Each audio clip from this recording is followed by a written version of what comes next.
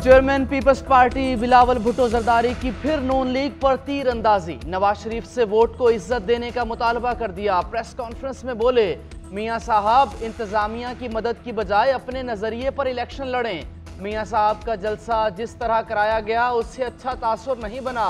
2018 में कहा गया फलां लीडर फरिश्ता है, बाकी सब गंदे हैं। अब 2023 में किसी दूसरे को फरिश्ता बनाकर पेश किया जा रहा है। सारी कोशिशों के बावजूद उनकी हवा नहीं बन रही। इनको अवाम भरपूर जवाब देंगे। जिनको लाहौर में टमाटर अंडे पड़े उनको सिंध नहीं पंजाब की फिक्र है। निगरान हुकूमत को फैसले करने का कोई हक नहीं। पाकिस्तान में नई सियासत लाने का वक्त है। मुफाहमत की तरफ आना होगा। सियासी जमातें डिलीवर करके अपनी स्पेस वापस ले सकती हैं। बलोचिस्तान के जख्मों पर मरहम रखना चाहता हूँ। अगर नून लीग या पीटीआई की हुकूमत बनती है तो इंतकाम के चक्कर में मुल्क का नुकसान होगा। पीपल्स पार्टी जो है वो पंजाब में पीएमएलएन का मुखालफ वोट जो है उसको अट्रैक्ट करना चाहती है। सियासी तौर पे वो हमारे खिलाफ बात करके ही हमारा मुखालफ वोटर जो है उसको अट्रैक्ट कर सकती है। बिलावल समझते हैं कि नून लीग पर तनकीद से वोट मिलेगा तो पूरा जोर लगा लें। कहा, पीपल्स पार्टी पंजाब में नून लीग मुखालिफ वोट हासिल करना चाहती है। पीपल्स पार्टी 18वीं तरमीम को इलेक्शन स्लोगन बनाना चाहती है। उम्मीद है कि पीपल्स पार्टी की क़यादत इलेक्शन पर बात करते हुए जमहूरी रिवायात को सामने रखेगी। तहरीक इंसाफ की 4 साल हुकूमत ने पाकिस्तान और जमहूरियत को नुकसान पहुंचाया। एहसन इकबाल ने कहा, 18वीं तरमीम अधूरी है, नून लीग इसे पूरा करेगी। क्या पीपल्स पार्टी ये कह सकती है कि जैसा कराची को बनाया वैसा पूरा मुल्क बनाएंगे?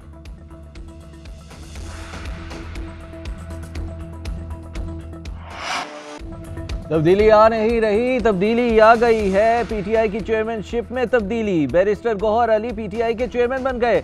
इंट्रा पार्टी इंतखाबात में तमाम उम्मीदवार बिला मुकाबला मुंतखब। उमर अयूब पार्टी के जनरल सेक्रेटरी मुंतखब। अली अमीन गंडापुर खैबर पख्तूनख्वा। मुनीर अहमद बलोच बलोचिस्तान के सदर बन गए। डॉक्टर यास्मीन राशिद पंजाब और हलीम आदिल शेख सिंध के पार्टी सदर मुंतखब। इंट्रा पार्टी इंतखाबात के लिए वोटिंग के लिए ऑनलाइन ऐप मुतारिफ कराई गई थी। चीफ इलेक्शन कमिश्नर नियाजुल्लाह नियाजी कहते हैं तमाम पैनल और ओहदेदार बिला मुकाबला मुंतखब हुए। अकबर एस बाबर ने कागजात के लिए राबिता नहीं किया। वो पार्टी के रुकन हैं, ना ही ओहदेदार। उनके एतराज को मुस्तरद करते हैं। आज ये अनफूज मुंतखब होना, कल एक पैनल का फकत आना, अल्हम्दुलिल्लाह इस बात की तायीद है कि खान साहब जो फैसला करते हैं वही फैसला हमारा फैसला है। अवाम की आवाज को सुनना चाहिए और इंशाअल्लाह ताला इस मर्तबा अवाम की आवाज को सुना जाएगा इंशाअल्लाह ताला। मैं जब तक हूँ ये मनसब उस वक्त तक मेरे पास एक अमानत की तरह पे होगा जब तक खान साहब वापस नहीं आते। तहरीक इंसाफ किसी के साथ झगड़ा नहीं करेगी। नए चेयरमैन पीटीआई बैरिस्टर गौहर की मुफाहमत की सियासत को तरजीह। कहा, मुझे मुंतखब करके तहरीक इंसाफ ने मौरूसी सियासत को दफन कर दिया। उस वक्त तक ये मनसब संभालूंगा जब तक मरकजी रहनुमा रिहा नहीं होते। चीफ जस्टिस हमारे कारकुन रिहा करें। आधे से ज़्यादा रहनुमा अंडरग्राउंड हैं। हम आज भी कह रहे हैं कि हमारे साथ ज्यादतियाँ हुई। आज तक किसी सियासी जमात ने ऐसा इलेक्शन नहीं कराया जो आज हमने कर दिखाया। परवेज इलाही का नाम कल तक फाइनल हो जाएगा। तहरीक इंसाफ के इंट्रा पार्टी इलेक्शन के खिलाफ तमाम जमातें एक पेज पर। इंट्रा पार्टी इलेक्शन फ्रॉड करार दे दिए। मरीम औरंगजेब ने कहा, तहरीक इंसाफ में सिलेक्शन का अमल सिर्फ 15 मिनट में मुकम्मल हो गया। नामालूम और खुफिया मकाम पर यह कैसा इलेक्शन था जिसका ना कोई तजवीज़ कुनिंदा था, ना ही तायद कुनिंदा वोटर्स थे, ना ही प्रिजाइडिंग ऑफिसर। पीपल्स पार्टी के फैसल करीम कुंडी का इलेक्शन कमीशन से इंट्रा पार्टी इलेक्शन पर नोटिस देने का मुतालबा। कहा, बैरिस्टर गौहर ने पीपल्स पार्टी के टिकट पर इलेक्शन लड़ा था। पीटीआई को अपने लोग नहीं मिले, एक जियाला ही काम आया। परवेज खटक ने कहा कि पीटीआई ने जितने इलेक्शन करवाए सब जाली हैं। बैरिस्टर गौहर पार्टी कारकुन नहीं है और उसको सरबराह बना दिया गया। आईपीपी के रहनुमा फयाजुल हसन चौहान ने कहा, जैसे इंतखाबात हुए पीटीआई के कारकुन ही मानने को तैयार नहीं है।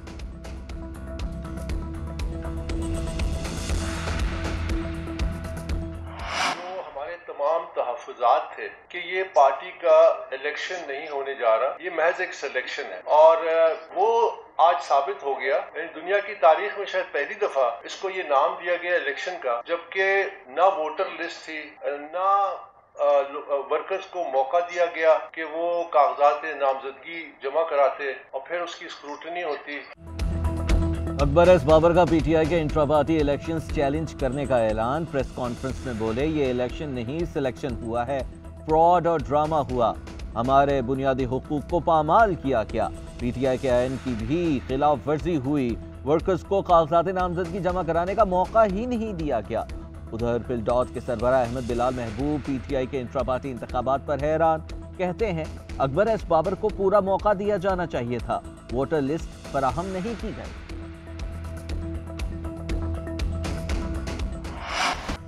चीफ जस्टिस काजी फाइज ईसा को किसी दबाव में लाया जा सकता है, ना वो किसी की हिमायत करेंगे। चीफ जस्टिस हल्फ के मुताबिक प्राइस अंजाम देते रहेंगे। तहरीक इंसाफ के खत पर सुप्रीम कोर्ट का एलामिया जारी। 1 दिसंबर को दरखास्त मौसूल हुई। दस्तावेज तैयार करने वाले वकील का नाम और राब्ते की तफसीलात नहीं दी गई। लिफाफे के मुताबिक दस्तावेज इंतजार पंचोता ने कोरियर की थी। बज़ाहिर एक सियासी जमात की तरफ से भेजी गई। उस जमात की अच्छी नुमाइंदगी वकला करते रहे हैं। पिछले दिनों सुप्रीम कोर्ट में उस जमात के वकला फौजी अदालतों और इंतखाबात केस को तकमील तक ले गए। ये अमर हैरान कुन है कि सरबा मोहर लिफाफा मौसूल होने से पहले ही दस्तावेज मीडिया को जारी किया गया।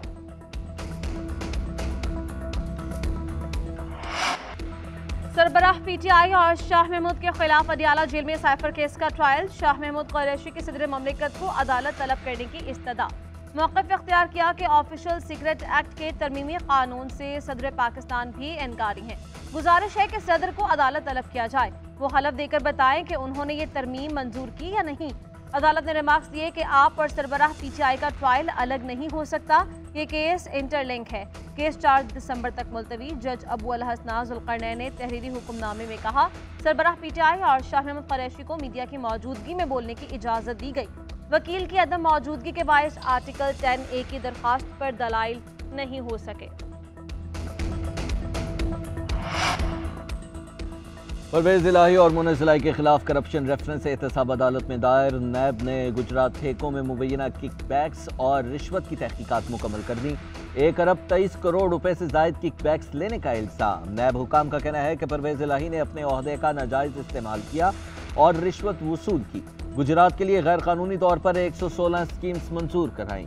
परवेज इलाही ने सबसे ज्यादा 74 करोड़ 45 लाख रुपए वसूल किए। मुनीस इलाही ने 10,61,000 यूरो गैर मुल्की अकाउंट्स में जमा कराए। उधर मुनीस इलाही ने ट्वीट करते हुए लिखा, मेरे अकाउंट्स में मौजूद तमाम रकम डिक्लेयर्ड है। FBR में रकम के जराये और मनी ट्रेल भी दी हुई है। नैब खुद अदालत में हमें तमाम इल्जामात से बरी करार दे चुका है।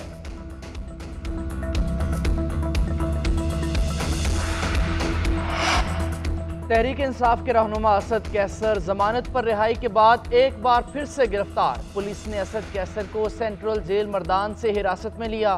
थाना सिटी मुंतकिल असद कैसर के खिलाफ थाना सिटी में 9 मई वाक़यात से मुताल्लिक FIR दर्ज है।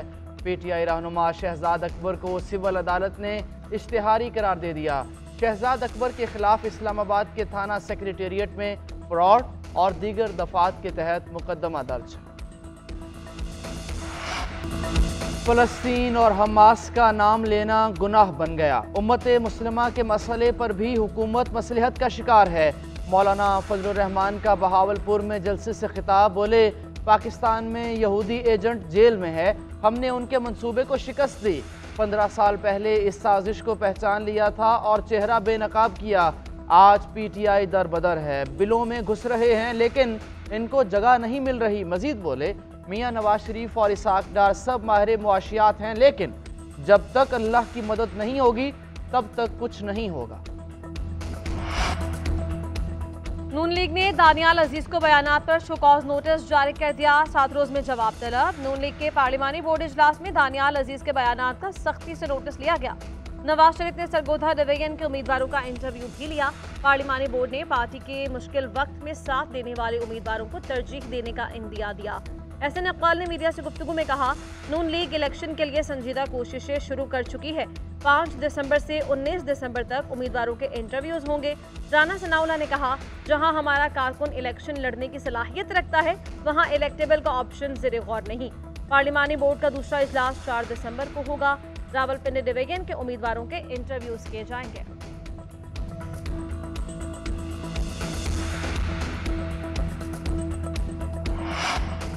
नवाज शरीफ के लाडले होने का तासुर खत्म करना चाहिए। मुस्लिम लीग नून के रहनुमा शाहिद खाकान अब्बासी का वॉइस ऑफ अमेरिका को इंटरव्यू। कहा, मुस्लिम लीग नून वोट को इज्जत दो के बयानिए से हट गई और अब इख्तिदार की सियासत कर रही है। नवाज शरीफ को खामोशी तर्क करके आवाम को अपनी सोच के मुताल्लिक बताना चाहिए। इंतखाबात में ताखीर मुल्क के मफाद में नहीं। सरबरा पीटीआई को अदालतों से जबरदस्ती नाअहल करवाया गया तो मनफी असरात मरतब होंगे।